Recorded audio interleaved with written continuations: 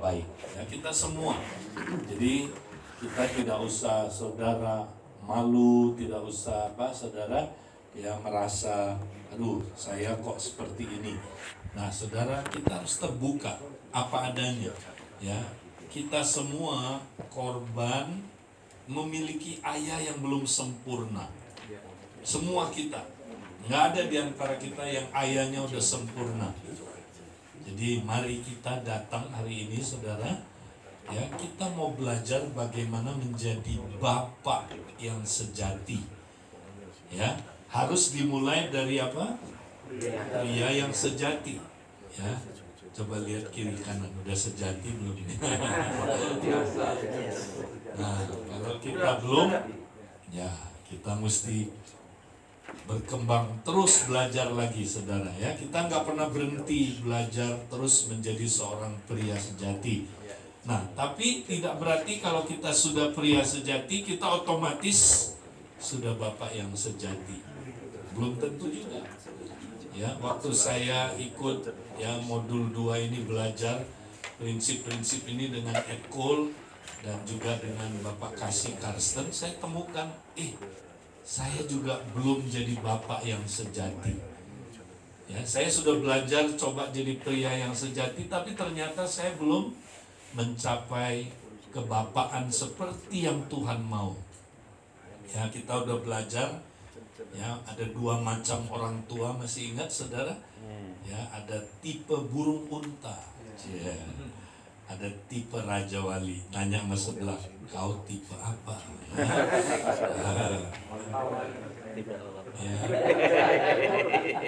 Ayam jago begini. Ada dia bukan burung Raja Wali, burung gereja, saudara. Ya. Nah, saudara, katanya burung gereja parah ya katanya. Ya, anaknya dibawa ke masjid parah. Ya. Nah, jangan jadi kayak begitu saudara ya. Nah saudara, jadi kita sudah tahu bahwa kita nggak mau saudaraku jadi burung unta yang tidak bertanggung jawab, ada pembiaran ya.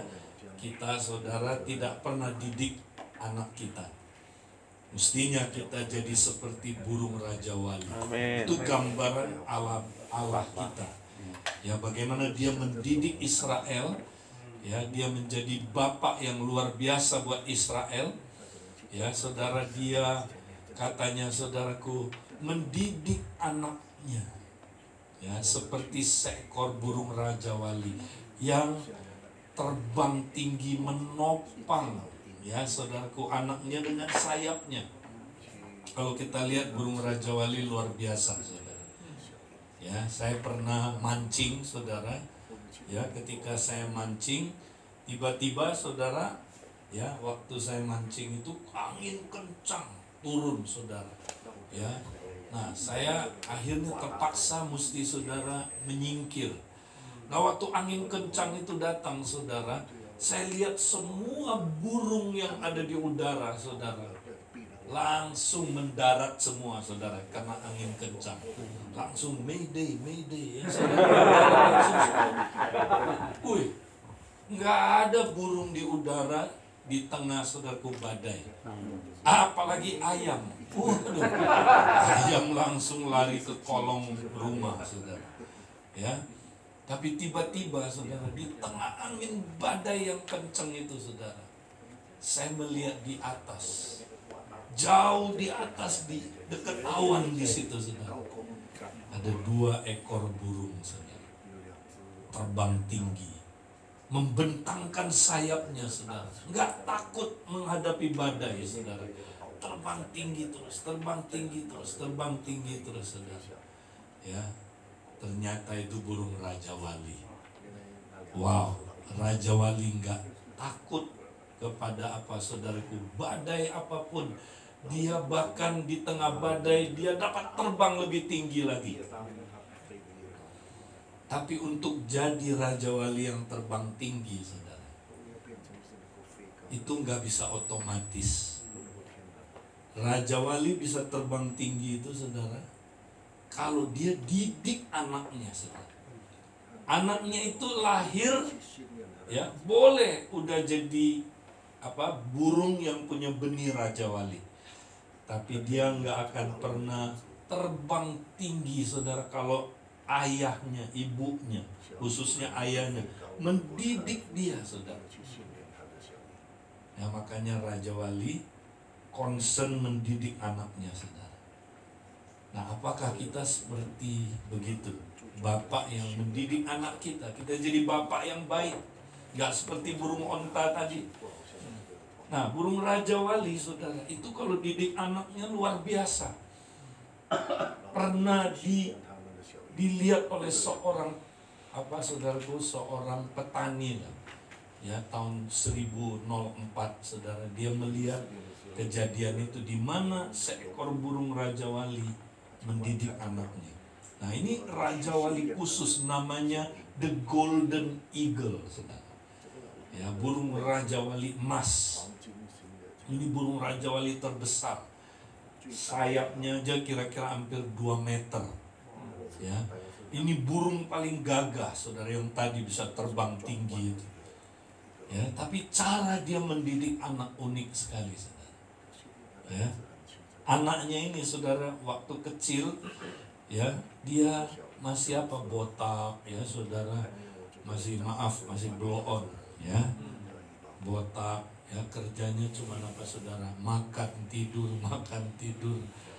Jadi ayahnya datang, wah, ya, saudara, anaknya ini, saudara, dikasih makan, saudara, ya. Dia makan nyam, ya, saudara. Habis itu, saudara, besok datang lagi, saudara, ayahnya datang lagi, saudara, ya, bawa makanan lagi, dikasih makan, saudara, ya. Lama-lama gendut, saudaraku, karena makan tidur, badannya gendut, ya. Nah, kalau gendut nggak bisa terbang, saudara. Maka satu hari bapaknya datang, saudara. Dia lihat, wah, ini nggak bisa, ini burung, ya. Kalau anak saya gendut begini nggak bisa terbang. Maka satu kali dia datang nggak bawa makanan, saudara. Anaknya, bapaknya, Kali itu, saudara, ya, bapaknya tiba-tiba lakukan sesuatu yang mengagetkan. Dia terbang tinggi di atas, saudaraku, sarangnya. Dia menggoyang balikkan sarangnya, saudara, ya, supaya sarangnya itu, saudaraku, berantakan. Wah, kemudian dia menghasilkan angin dari sayapnya yang sangat kencang, saudara, membuat anak ini mau tidak mau harus, saudaraku, berolahraga. Buka sayapnya, one, two, one, ya, saudara. Kencang anginnya, saudara. Akhirnya, saudara, dia olahraga terus, ya. Nah, itu besok datang lagi, saudara, ya, bapaknya datang, ya, goyang balik lagi sarangnya, saudaraku, ciptakan angin, dia olahraga terus. Satu kali, saudara, bukan hanya itu, tiba-tiba bapaknya kelihatan seperti kejam. Dia tendang anaknya. Tendang anak itu, sarang Raja Wali itu tinggi, saudara. Ditendang anaknya ini, saudaraku, papa, kenapa papa jahat sekali, ya, papa kenapa tendang saya? Oh, ditendang, saudara, dipatok. Akhirnya, saudara, dia jatuh, saudara.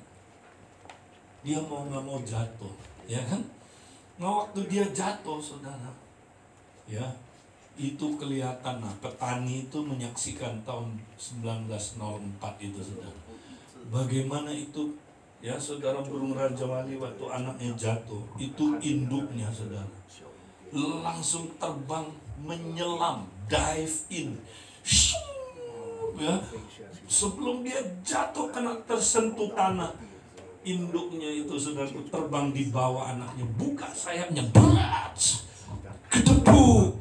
Oh, anaknya langsung, aduh, gak terantuk, aduh, terima kasih papa, ya. Dia pikir, aduh, terima kasih dapat Raja Wali Airlines, ya, tapi dibawa ke atas, dibalik badan lagi, wah, Jatuh lagi saudara. Yo, induknya terbang lagi ke bawah. Zet. Waduh, Papa, terima kasih Papa. Sampai kapan Papa? Ya kira-kira 30 session lah. Ini modul berapa ini? Ya, waduh, terus dibuang ke bawah, ditampung di sayapnya, buang ke bawah lagi, tampung sayapnya, saudaraku. Kira-kira lama-lama anak ini bisa terbang nggak? Kenapa? Ada yang bilang terpaksa ya.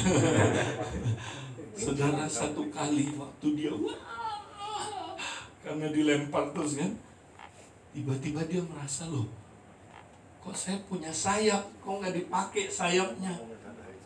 Dia mulai kepak-kepakan sayapnya. Ya, tiba-tiba, loh, kok saya bisa terbang? Wow, akhirnya anak ini terbang tinggi, saudara. Barulah dia nyanyi, I believe I can fly. Dan dia akhirnya terbang tinggi. Saudara, itu bapak yang baik mendidik anaknya. Amin. Sampai dia bisa terbang tinggi. Ya, coba tanya lagi yang sebelah. Raja Wali apa onta?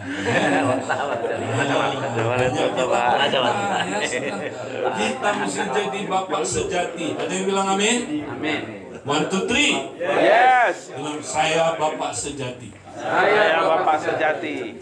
Ya, jadi saudara, Tuhan nggak mau kita jadi pria sejati aja, mesti jadi bapak yang sejati.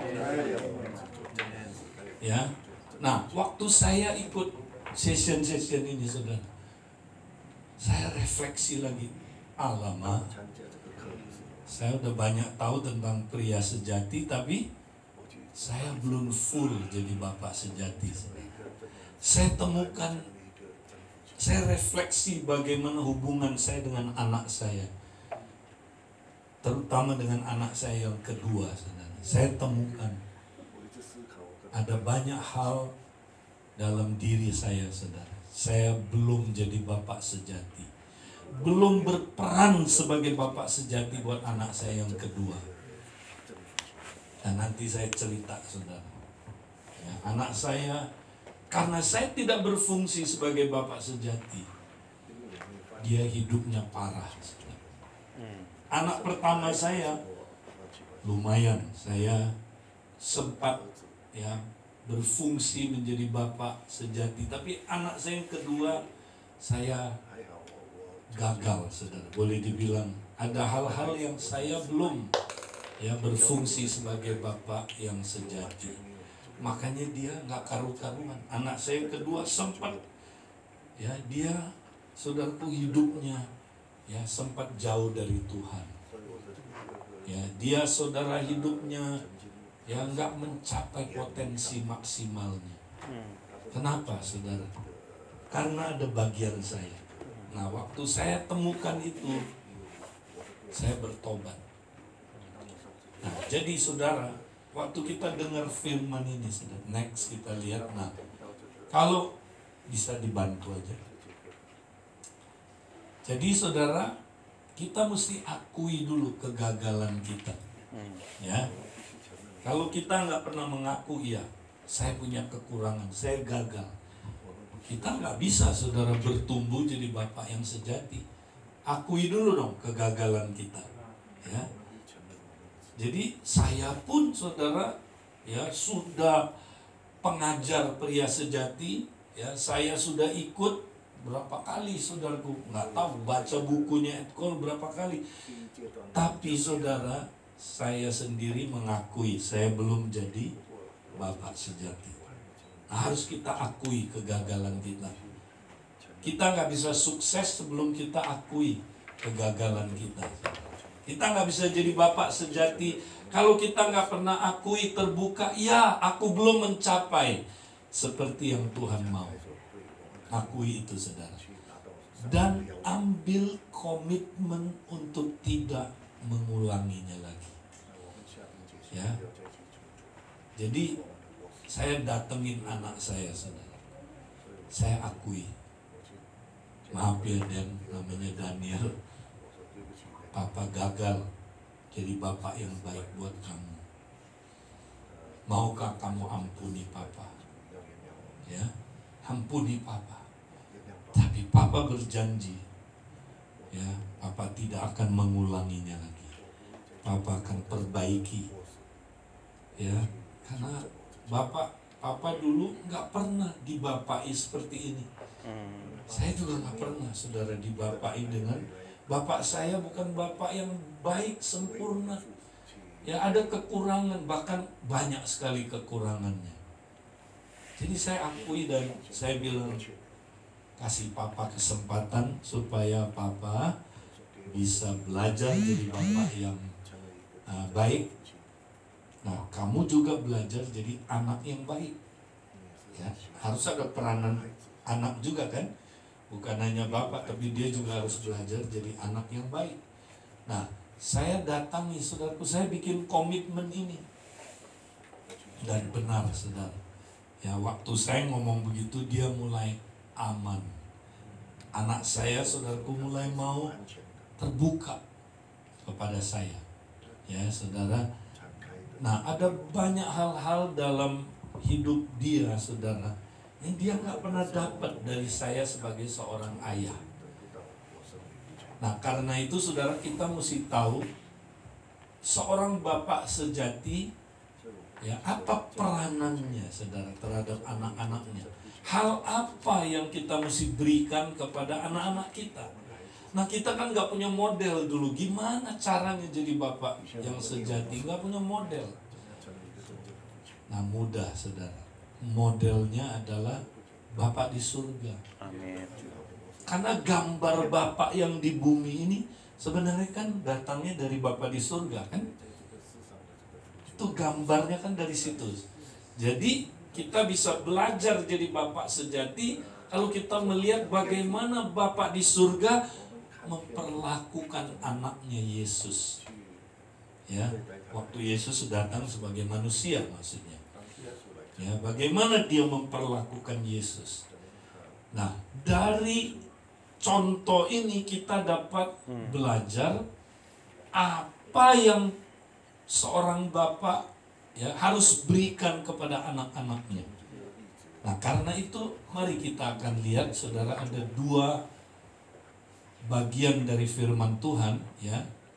Satu di waktu pembaptisan Tuhan Yesus, dan satu lagi ini, saudara, waktu dia ada di gunung Transfigurasi, ya. Waktu Bapa berfirman, ya, kepada anaknya, saudara. Nah, dari perkataan Bapa kepada anaknya ini kita dapat melihat, ya, apa yang Bapa di surga lakukan untuk anaknya Yesus, yang waktu itu dia jadi manusia, saudaraku. Dan ya, kita mau lihat, saudaraku, yang pertama, ya, Matius 3 ayat 17. Lalu terdengarlah suara dari surga yang mengatakan, inilah anakku yang kukasihi, kepadanya aku berkenan. Nah, kemudian kalau kita lihat dalam Lukas, saudara, waktu di Bukit Transfigurasi ada tambahannya, saudara. Ya, maka terdengarlah suara dari dalam awan itu yang berkata, inilah anakku yang kupilih, dengarkanlah dia. Nah, ada kata dengarkanlah dia, terutama nanti kalau saudara lihat di Matius juga, ya, kalau nggak salah Matius 17, ya, di situ ada tambahan dengarkanlah dia. Nah, dari kombinasi dua ayat ini, saudara, apa yang Bapak katakan kepada anaknya Yesus Kristus, ya, kita dapat melihat Bapak di surga memberikan 4 hal kepada anaknya, saudara. Nah, inilah 4 hal yang mesti kita berikan kepada anak-anak kita kalau kita mau jadi bapak sejati. Yang pertama, saudara, ya, inilah anakku, ya, ini identitas, saudara. Ya, seorang bapak harus memberikan identitas kepada anaknya. Ya, ini penting, saudara. Kalau enggak nanti anak kita bingung. Ya, dia akan mengalami kebingungan atau kekacauan identitas. Ini bahaya sekali. Nanti kita akan belajar lebih dalam lagi, saudara. Ya, ini akan menyebabkan dia punya kekacauan identitas. Salah satunya nanti dia jadi LGBTQ dan sebagainya, saudara. Salah satunya, ya. Nah, ini penting, makanya memberi dia identitas, ya, yang kukasihi. Ya, jadi Bapak menyatakan, ya, dia mengasihi anaknya.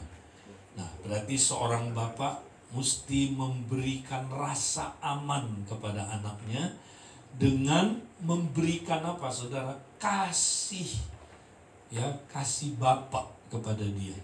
Kasih yang tidak bersyarat, kasih yang dari Bapak, saudara. Itu yang kita mesti berikan kepada anak kita. Jangan kasih manusiawi.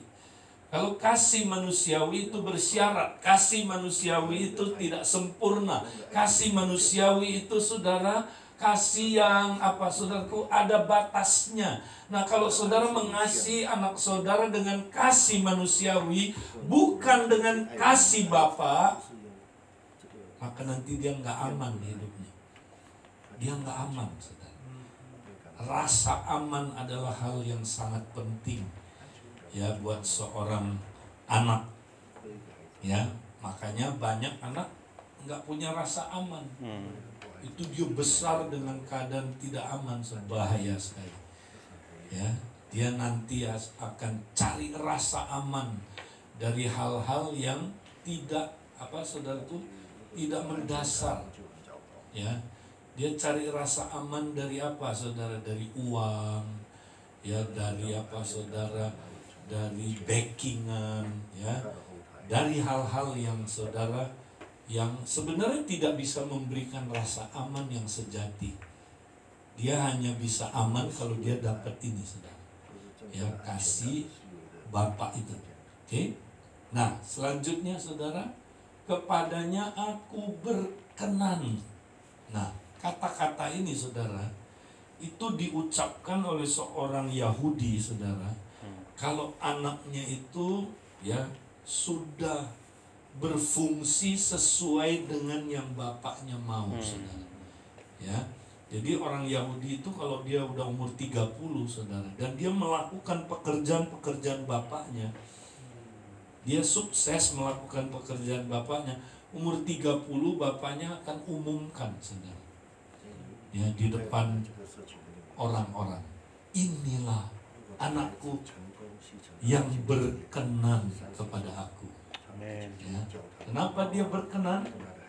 Ya, karena dia melakukan pekerjaan-pekerjaan aku. Ya, dia punya potensi seperti aku dan dia sudah menunjukkan potensi itu. Maka dia diteguhkan, saudara. Ya. Nah, itu sebabnya Yesus umur 30, ya, dia mulai melakukan pekerjaan-pekerjaan Bapaknya.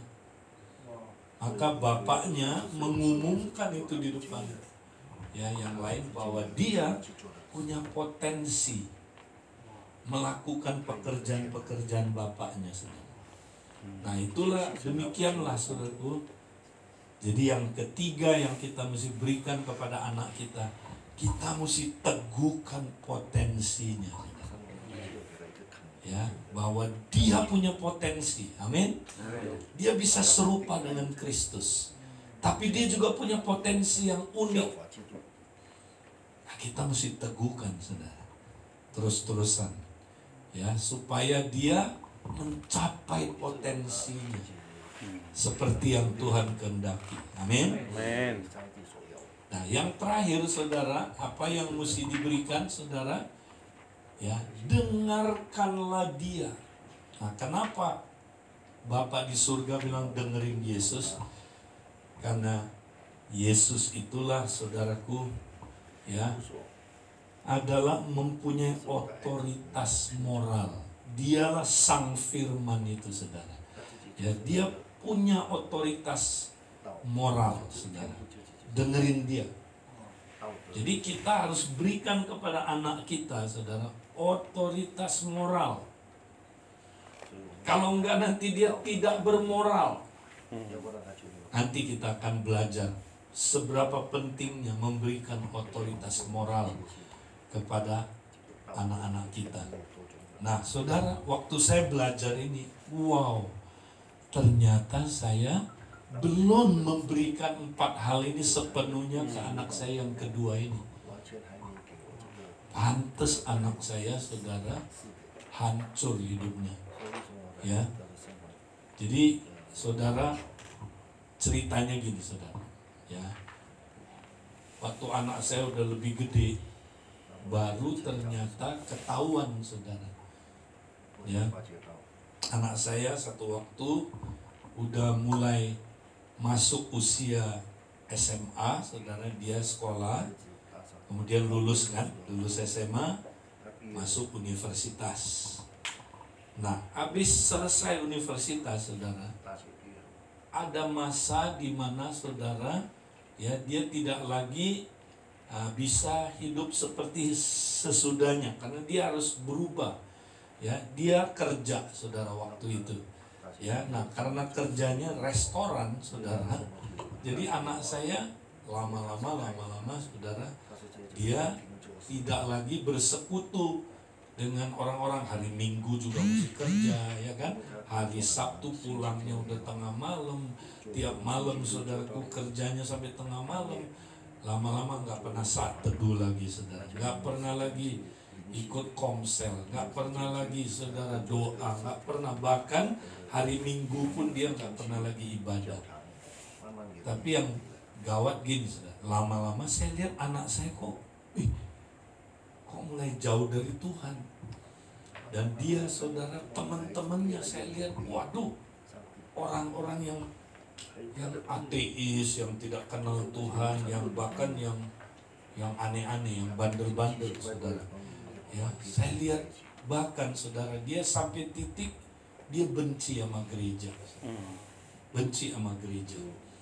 Ya, dia nggak mau lagi. Dia bilang itu munafik dah ke gereja-gereja gitu. Ya, lama-lama dia nggak ke gereja lagi. Jadi nggak ke gereja, nggak ikut komsel, nggak doa, nggak saat teduh, nggak ada lagi. Tinggalin total. Dan hidup dia, saudara, mulai ngaco. Ya, dia mulai ngaco. Semua perbuatan-perbuatan yang tentu yang berdosa, saudaraku, dia lakukan. Sampai, saudaraku, ya, satu hari saya baru benar-benar sadar, wih, kenapa dia kayak begini? Dan saya telusuri, saudara. Ternyata akarnya itu, saya nggak pernah memberi dia 4 hal ini. Ya, nah, waktu saya sadar itu, saudara, saya bertobat. Saya bilang, Tuhan, ampuni saya, Tuhan. Ya, kemudian saya datang sama istri saya akui kesalahan saya.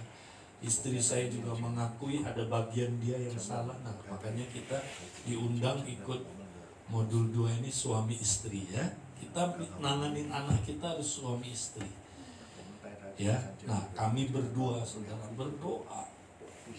Tiap hari kami bangun pagi-pagi, kadang-kadang jam 4, ya, kadang-kadang jam 3, saudara. Kami doa sepakat.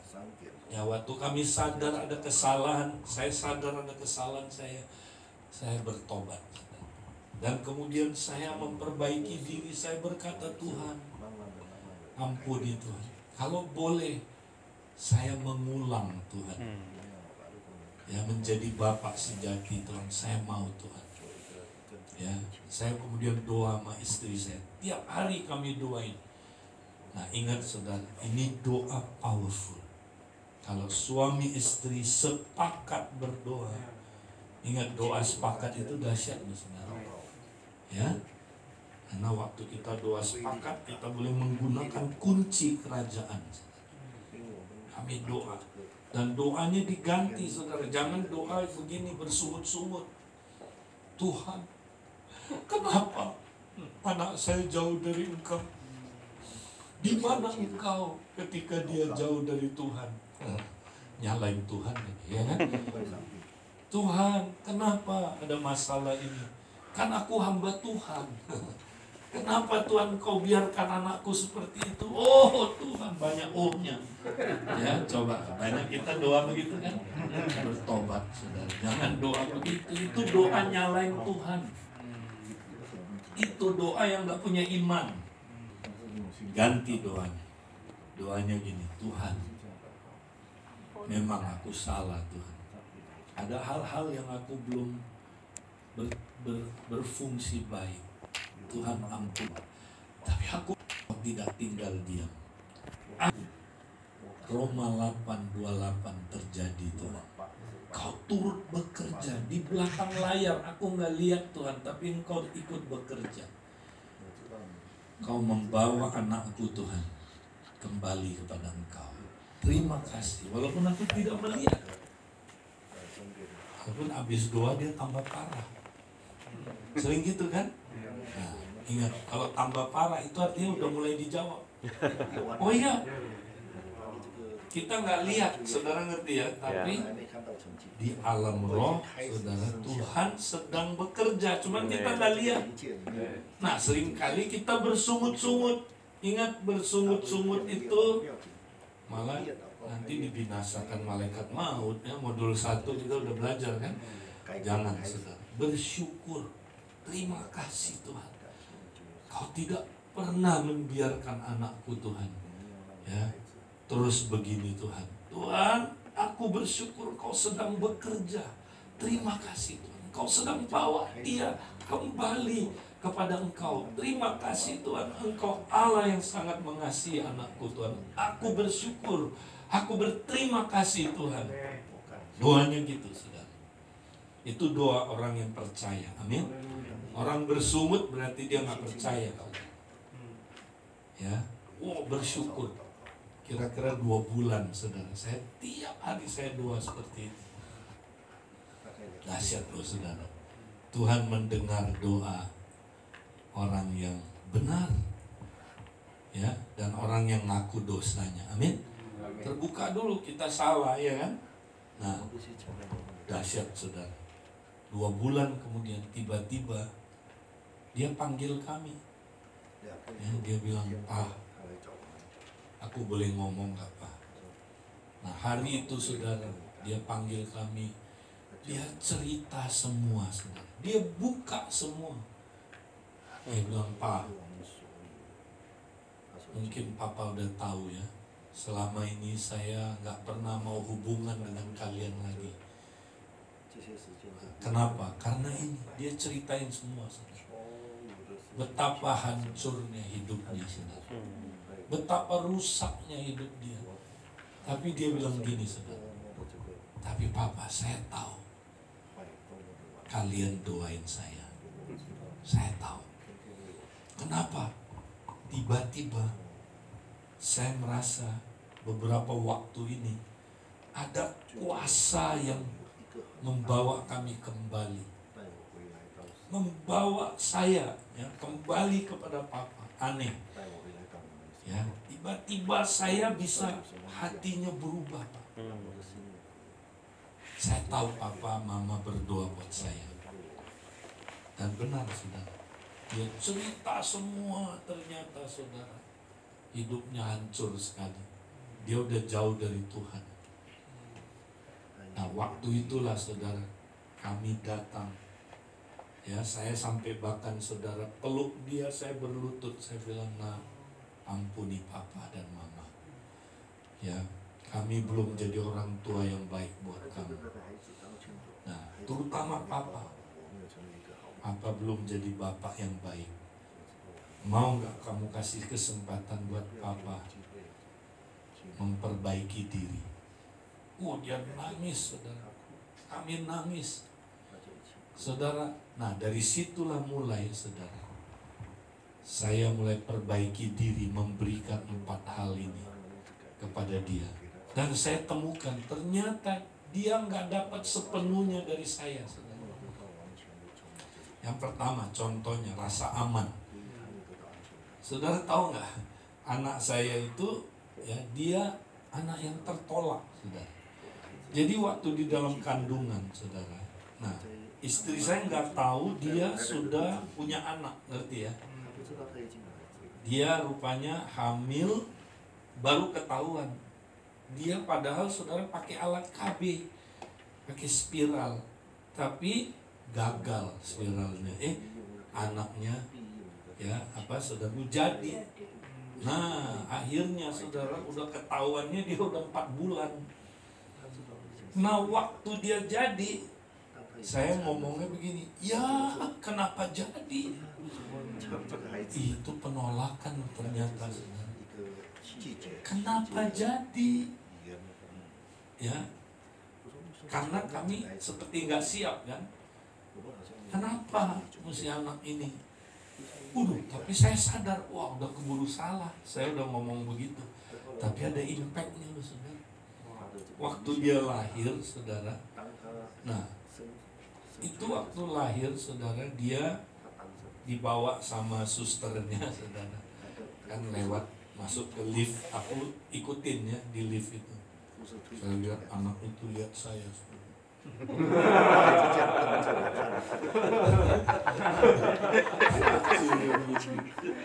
Nolak dah. Aduh, benar saudara. Anak saya di situ mulainya dramanya. Anak saya karena tertolak sama saya, saudara. Itu nggak bisa dekat, benar. Ya, kalau saya peluk dia nangis. Ya, saya mau dekat sama dia, dia melarikan diri. Dia selalu merasa nggak disayang sama saya. Itu drama itu saya mau beritahu saudara, berlangsung 26 tahun baru dia pulih. 26 tahun.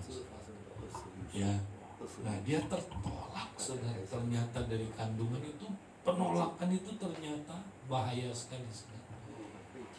Itu dia nggak punya rasa aman. Dia merasa saya nggak terima dia, ngerti ya saudara ya. Nah, terus dia cerita deh, anak saya cerita, Pak, tahu nggak Pak kenapa saya tertolak sama Papa?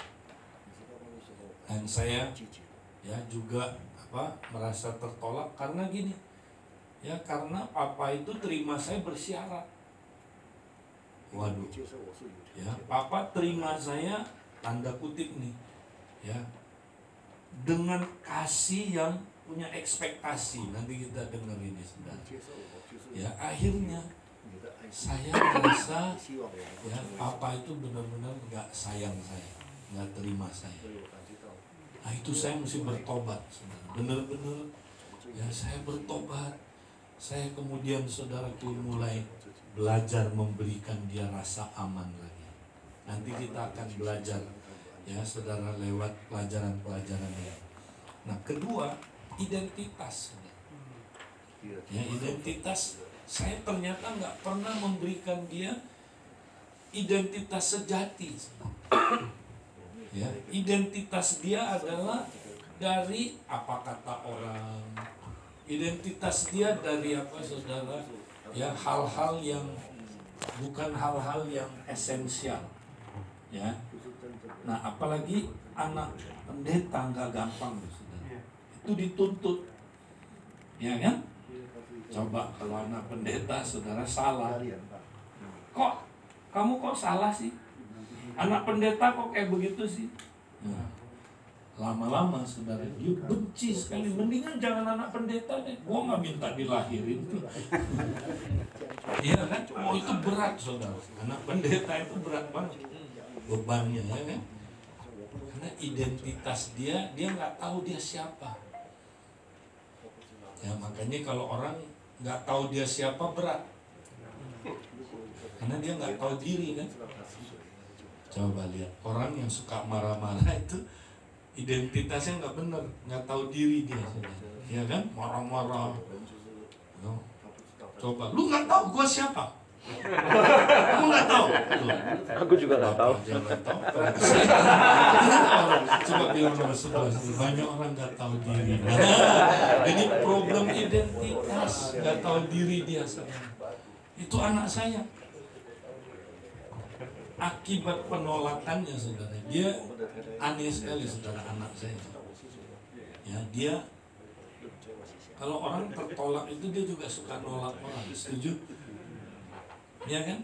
Misalnya dia sama temennya ini saudara lagi main, pergi ke mall gitu ya, lagi sama temennya, terus temennya bilang gini, Den, aku mau kenalin kamu Den sama temen gua itu. Nah dia lihat dulu, begitu lihat dia bilang, enggak, jangan. Loh, aku mau kenalin, jangan. Aku lihat dia aja aku udah nggak suka, seluruh tubuhku menolak dia. Aneh saudara. Ini dia. Ya sampai kayak gitu tuh anak saya saudara. Kenapa? Yaitu ada penolakan saudara dalam dirinya, ada luka dari bapaknya saudara. Nah ini perlu disembuhkan, terutama saudara. Saudara mau tahu nggak dia sembuhnya gimana saudara? Ya karena dulu saudara kita, anak saya tuh maaf ya badannya gendut. Mamanya waktu dia umur sekian ya salah kasih obat sudah, bukan salah kasih lah, kasih obat nafsu makan. Jadi dia makan sampai dia baru SMP saudara, beratnya 100 kilo lebih.